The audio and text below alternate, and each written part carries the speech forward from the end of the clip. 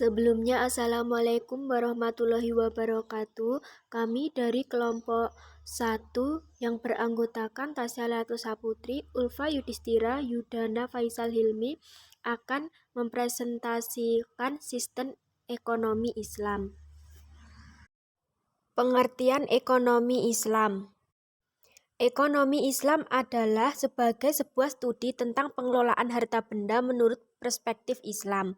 Ekonomi Islam merupakan ilmu yang mempelajari perilaku ekonomi manusia yang perilakunya diatur berdasarkan aturan agama Islam dan didasari dengan tauhid sebagaimana yang dirangkum dalam rukun iman dan rukun Islam. Ekonomi Islam juga menerangkan tentang ilmu pengetahuan sosial yang mempelajari permasalahan-permasalahan ekonomi rakyat yang diilhami oleh nilai-nilai Islam. Pengertian ekonomi Islam menurut beberapa para ahli.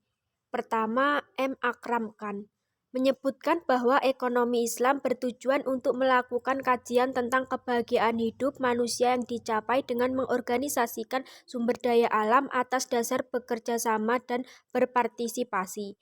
2. Menurut Muhammad Abdul Manan, ekonomi Islam adalah sebagai pengetahuan sosial yang mempelajari masalah-masalah ekonomi masyarakat yang diilhami oleh nilai-nilai Islam. Dan yang terakhir adalah menurut Muhammad Nejatullah As-Siddiqi, mengatakan bahwa ekonomi Islam adalah respon pemikir Muslim terhadap tantangan ekonomi pada masa tertentu. Dalam usaha kerja keras ini, mereka dibantu oleh Al-Quran dan Sunnah, ijtihad, dan pengalaman. Rancang bangun ekonomi Islam. Pada pokoknya, mendirikan suatu bangunan itu dimulai dengan meletakkan fondasi atau foundation yang kuat. Di atasnya dibangun lantai dasar atau ground floor. Di atas lantai dasar ditegakkan tiang-tiang penyangga atau pilar. Dalam sistem rumah Jawa, pendopo di bagian tengahnya ditegakkan 4 tiang utama yang disebut sokoguru atau main pilar. Lalu dibangun plafon atau plafon dan di atas dibangun atap atau roof. Pada bangunan rumah itu tentu ada pintu-pintu atau door yang merupakan ruang masuk dan keluar dan jendela atau window yang menghubungkan ruang dalam dan dunia luar. Sudah barang tentu masalahnya adalah bagaimana menginterpretasi bangunan rumah atau gedung itu dengan bangunan ekonomi yang sifatnya abstrak.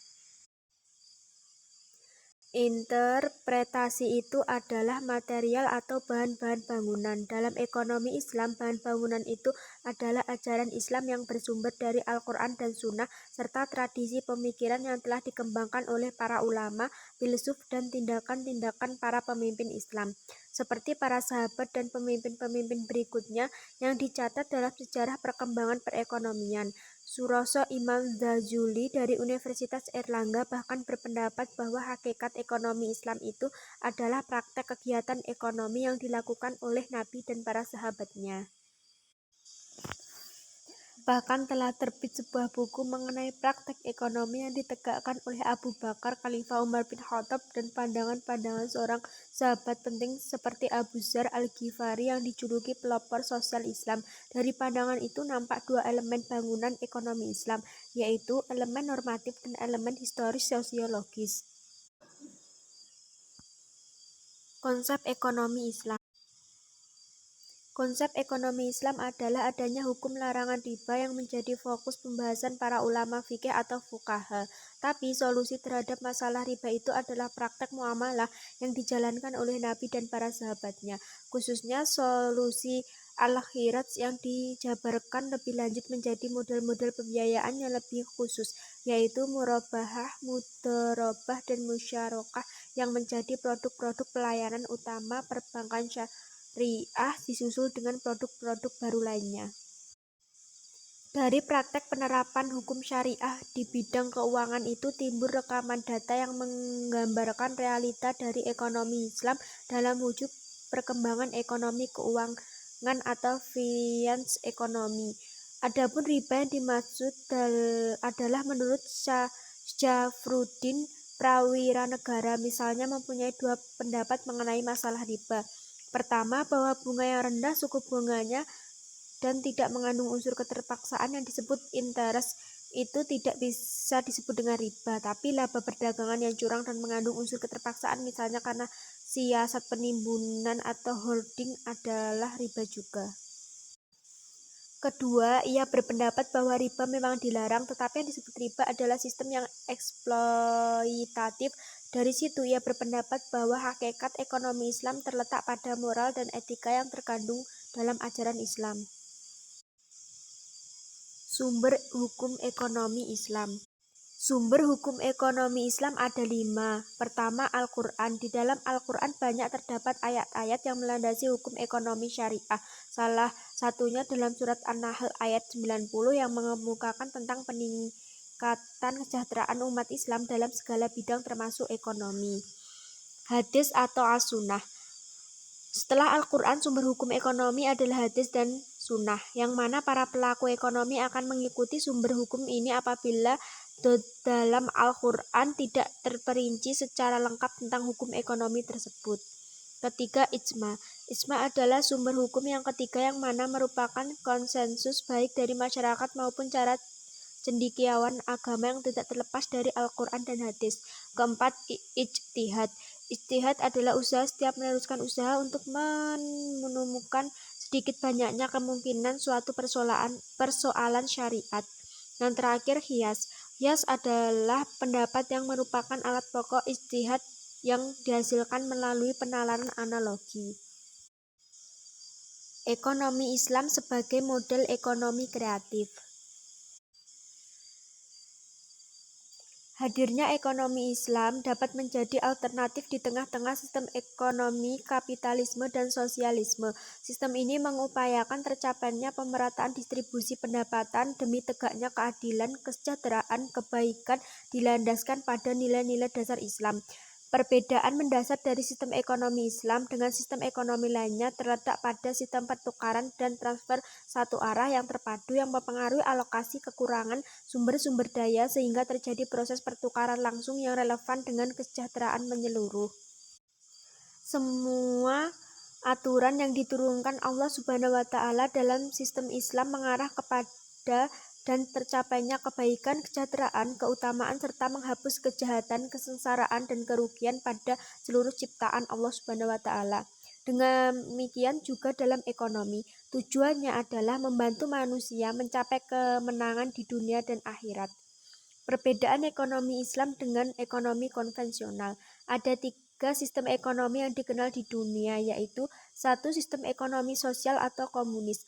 Paham ini muncul akibat dari paham kapitalis yang mengeksploitasi manusia, sehingga negara ikut campur cukup dalam perannya yang sangat dominan. Akibatnya adalah tidak adanya kebebasan dalam melakukan aktivitas ekonomi bagi individu-individu, melainkan semuanya untuk kepentingan bersama, sehingga tidak diakuinya kepemilikan pribadi.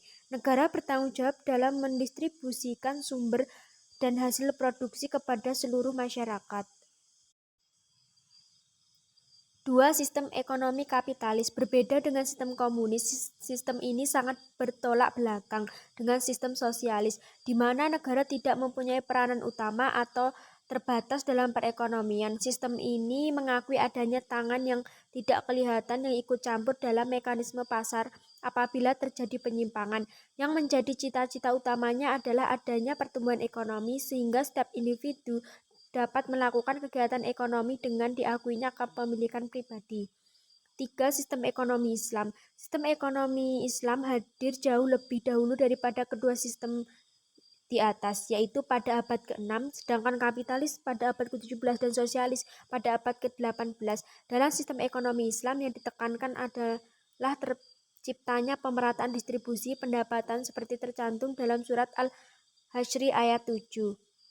Harta rampasan fai yang diberikan Allah kepada Rasul-Nya dari penduduk beberapa negeri adalah untuk Allah, Rasul, kerabat, anak-anak yatim, orang miskin, dan untuk orang-orang dalam perjalanan. Agar harta itu jangan hanya beredar di antara orang-orang kaya saja, di antara kamu. Apa yang diberikan Rasul kepadamu, maka terimalah, dan apa yang dilarangnya tinggalkanlah, dan bertakwalah kepada Allah. Sungguh Allah sangat keras hukumnya. Fakta sejarah menunjukkan bahwa Islam merupakan sistem kehidupan yang bersifat komprehensif, yang mengatur semua aspek, baik dalam kehidupan sosial, ekonomi, dan politik, maupun yang bersifat spiritual. Dalam menjalankan kehidupan ekonomi, tentu Allah telah menetapkan aturan-aturan yang merupakan batasan-batasan perilaku manusia, sehingga menguntungkan suatu individu tanpa merugikan individu yang lain. Perilaku inilah yang harus diawasi dengan ditetapkannya aturan-aturan yang berlandaskan aturan Islam untuk mengarahkan individu sehingga mereka secara baik melaksanakan aturan-aturan dan mengontrol dan mengawasi berjalannya aturan-aturan itu. Hal yang berbeda dengan sistem ekonomi lainnya adalah terletak pada aturan moral dan etika. Aturan yang dibentuk dalam ekonomi Islam merupakan aturan yang bersumber pada kerangka konseptual masyarakat dalam hubungannya dengan Tuhan, kehidupan sama manusia, dunia sama makhluk, dan tujuan akhir manusia. Sedangkan pada sistem lain tidak terdapat aturan-aturan yang menetapkan batasan-batasan perilaku manusia sehingga dapat merugikan satu pihak dan menguntungkan pihak lainnya. Sekian yang dapat kami sampaikan, ada kurangnya mohon maaf.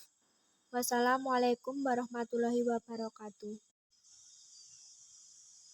Terima kasih.